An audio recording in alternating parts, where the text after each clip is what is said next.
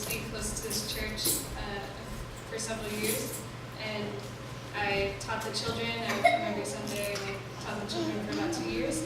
And then I decided to become a teacher in Cambodia. I had gone to Cambodia over the summer, and I just loved the country, and I wanted to go there and help with some ministry there that my church was involved in. And so I decided to become a kindergarten teacher. And so I went there the past year. I was in Cambodia, and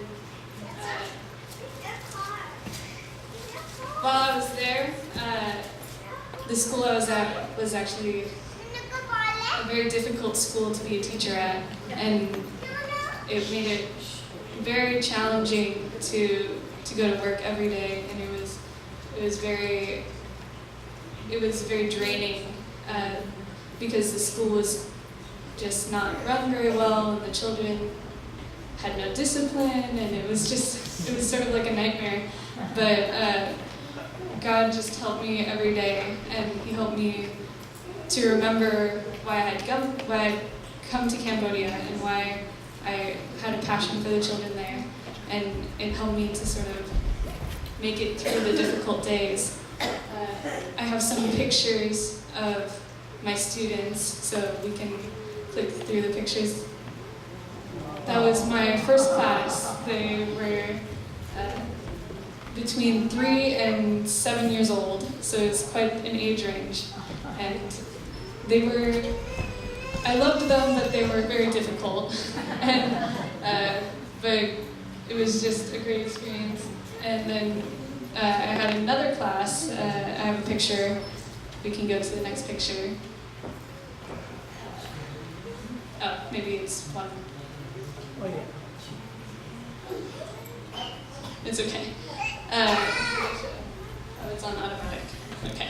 Well, I had another class halfway through the year. We changed to different teachers, moved around, and I had an older class, and they were wonderful, and they were about 8 years old, so it was more of like a second grade class, and I really enjoyed being their teacher, and it was a lot easier to be their teacher.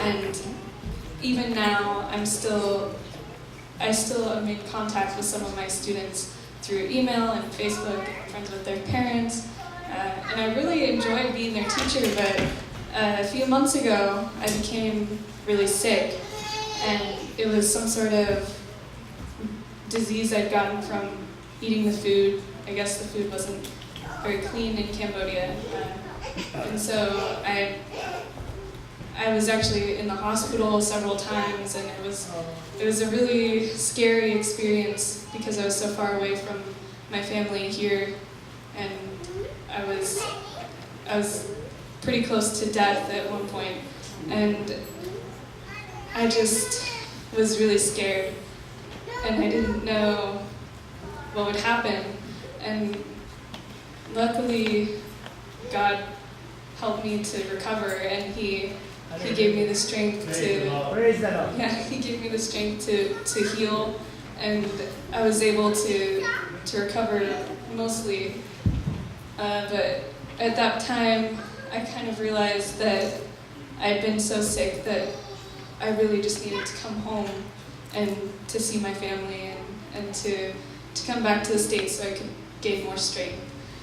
And so I had to say goodbye to my class about halfway through the year, and it was very difficult, but I knew that that's what needed to happen. I needed to come back and to gain my strength, because if I had stayed there, I would have continued to be sick, and it would have just continued to go downhill. And so God helped me through that difficult time of deciding what to do.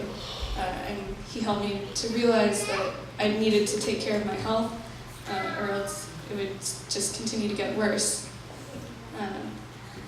But while I was there, even when I was sick and when I was having a hard time at the school, I still had the opportunity to help plant a church in the capital city of Cambodia. And so the church that my family goes to, we live about an hour away. They had some missionaries in Cambodia who I'd met previously, and they they were mostly in the villages in Cambodia, and they decided to move towards the capital city. It's Phnom Penh, Cambodia. And so while I was there, I stayed in a house with some of my Cambodian friends, and we used my house as like a sort of a fellowship to start out with some of the young people in this city. And from there, there were so many people who would come every week that we decided to start a church on Sundays.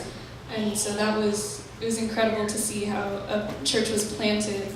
And in Cambodia, the majority of the people are Buddhist, and there's only, I think, 0.2% of the population is Christian.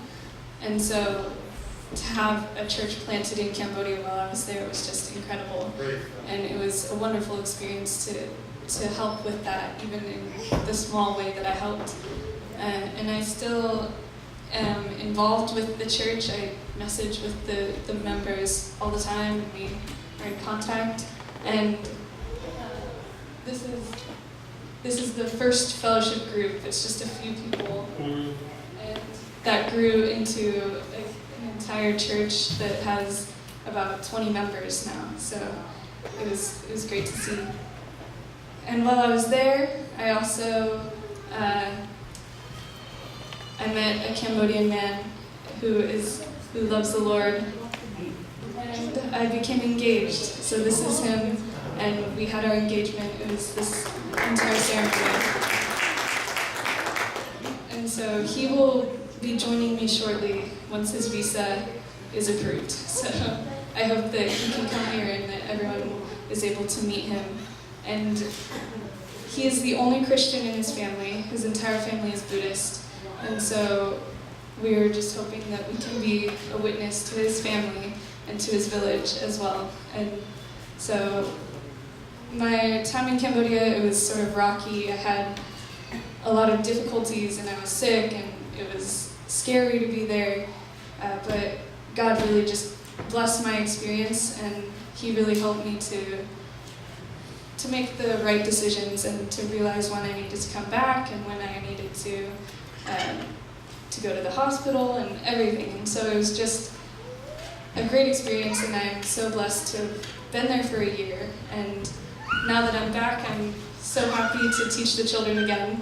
I was really missing them, and I really enjoy being part of this church, and I appreciate all the support that you guys have given me and all the prayer that you've sent my way. And so I just want to say thank you for praying for me while I was in Cambodia, and I look forward to getting to know all of you even more while I teach the children here every Sunday. So thank you.